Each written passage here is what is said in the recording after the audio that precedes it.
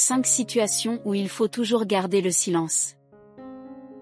Bienvenue sur Citaction. Numéro 1. Lorsque vous êtes en colère. La colère est une émotion que nous avons tous le droit de ressentir et d'exprimer. Cependant, lorsque nous sommes en colère ou émotionnellement perturbés, nous avons tendance à réagir et à dire des choses que nous regrettons généralement plus tard. Pendant ces moments, notre jugement est altéré par nos émotions qui se bousculent entre elles, et laissent place à des paroles ou à des actes très offensants envers nos proches. Malheureusement, ces faits sont irréversibles. Le silence vous permet face à la colère, de vous calmer vous-même de prime abord, de mieux analyser votre situation, elle vous donne le rôle du sage qui sait se maîtriser. C'est pourquoi lorsque vous ressentez de la colère, il est impératif de garder le silence jusqu'à ce que vous soyez capable d'agir de manière rationnelle. Numéro 2. Lorsque vous ignorez la vérité. Il est important et tout à fait légitime d'exprimer ses opinions ou ses idées sur un sujet. Cependant, il arrive souvent des situations où vous avez l'impression d'être la seule personne dans le lot à ignorer de quoi parlent vos amis, des commentaires par ici, des critiques par là, sur un cours, une série, ou une personne par exemple.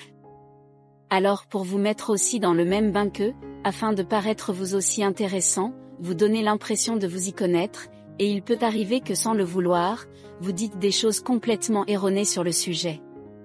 Vous n'êtes pas censé tout savoir, c'est vrai. Bien entendu, il y a aussi des sujets que vous connaissez et qu'ils ignorent. Du coup, rester silencieux est le meilleur des choix à faire.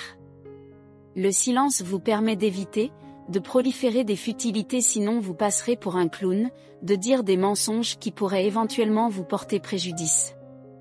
Avant de partager une information, vous devez vous poser ces 3 questions. 1. Est-ce vrai? 2. Est-ce bienveillant? 3. Est-ce utile? Si la réponse à l'une de ces questions est non, alors il est préférable de ne pas partager cette information, de la passer sous silence. C'est ce que Aristote appelle la règle des 3 tamis. Numéro 3. Lorsque la parole ne vous est pas adressée. Celui qui ne sait pas se taire, ne sait pas non plus parler, disait Sénèque. Lors de vos conversations, avec vos amis, dans la réunion familiale, ou tout simplement avec des proches, quand la parole ne vous est pas donnée afin de vous exprimer, ne cherchez pas par tous les moyens à parler, restez silencieux et calme et attendez que la parole vienne à vous. Il ne sert à rien de gesticuler dans tous les sens, à vouloir donner à tout prix son opinion. Celui-là qui ne s'exprime que quand son tour arrive, ni avant, ni après force le respect de par son attitude d'homme sage, responsable et respectable. Le silence lui confère le statut d'homme avisé. Il ne parle que lorsqu'il a l'attention de tout le monde. Mieux vaut être silencieux que de prêcher dans le désert. Numéro 4. Quand il vous a été confié un secret. Aucune excuse ne peut justifier le fait de divulguer une information censée rester secrète. Gardez toujours le silence, lorsqu'on vous pose des questions, dont les réponses vous ont été données dans la confidence. Le silence est le gardien des secrets et les secrets sont les bases d'une confiance sincère. Confiance dont vous avez le devoir, sinon l'obligation d'être digne en tant qu'une personne de valeur et de vertu. Alors, lorsqu'une personne se confiera à vous, faites preuve de confidentialité et gardez silence. Numéro 5. Si quelqu'un vous manque de respect. Le valeureux stoïque Sénèque disait aussi que, pour faire taire autrui, commence par te taire. Lors d'une dispute, d'un conflit, d'un désaccord avec une tierce personne, la voix monte, les corps s'échauffent, l'atmosphère est tendue et il n'y a généralement pas un pour rattraper l'autre.